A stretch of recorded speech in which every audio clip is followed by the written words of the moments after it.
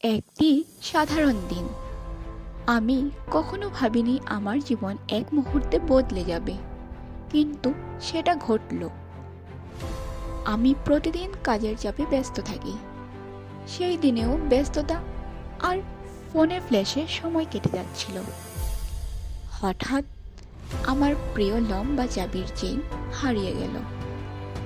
আমি খুঁজে খুঁজে ক্লান্ত। মনে হচ্ছিল সব শেষ। সেই চাবি শুধু জিনিস নয়, তা আমার ছোট বড় সব স্মৃতি ছিল। হঠাৎ এক অচেনা মানুষ এগিয়ে এলো, হাসি দিয়ে বলল, এটা কি তোমার?